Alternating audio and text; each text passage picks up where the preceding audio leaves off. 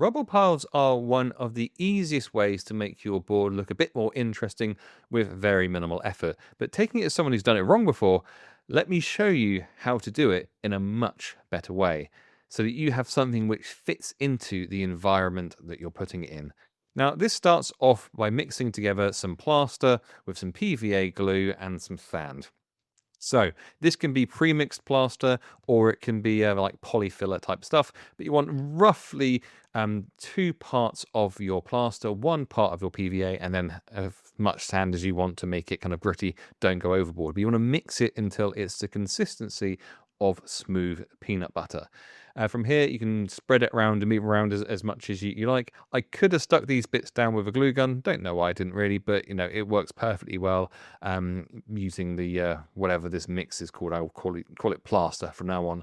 So spreading that plaster around gives you a nice solid base for putting whatever you want into it. But what I suggest that you do is when you're making a board or you're making a diorama of some description, if you've got bits left over that you've cut off, actually keep those bits and pieces, because those are the sorts of things which are going to have amassed into this rubber pile, whether that be naturally or whether it have been swept up. But those are the details that you want to be putting into it. So I'm starting with the big chunks which fell off the building, then I'm going to the bits and pieces which have been kind of cut off in the removal phase and the building phase of this project, and then I'm adding in just very standard different sizes of rubble. So pushing the larger chunks of rubble in, and then tipping off whatever's not sticking, just allow it to fall off, and that's going to leave you with some space to put some smaller gritty sand down as well. Once that's dry, you can undercoat it in black, allow that to dry, and then to begin with, we're going to take a large brush and just very quickly, 20-second job, just do a light dry brush of the entire thing in a slightly lighter grey, and that's going to bring out all of the details. And it's not just the details of the rubble, this is actually picking out the details of all the different bits and pieces that you've put in. So from here, it's essentially all about picking out different details. So some of the pipes I put in, these are just broken pen shafts. I'm doing these as copper, whereas some of the kind of grating stuff and the lolly sticks there, I'm painting with a metallic steel thing. And what you're going to see is me just going through the process of just making them look more old and weathered and worn. So with regards to the steel things, that's my very simple rust recipe, which you can see in a video which I'll link at the end.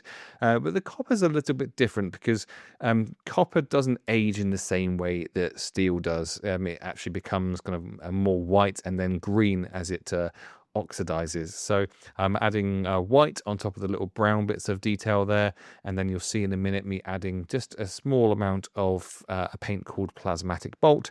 That's a contrast paint from Army Painter, and just going inside of that white detail to make it look, you can see here, to make it look like it is old copper, because it ends up acting in that way, not like rust does. Now this could have been done right at the start, but for some reason I did it at the end. Just going over with a very light grey or perhaps white dry brush, just to kind of pick out the final details of that rubble. And that's going to do two things. It's going to make the rubble itself pop, but it's also going to, the contrast between that and the kind of the metallic bits that I've kind of picked out means that both details pop. And then finishing it off with some fresh rust on the metallic details. And that is it done.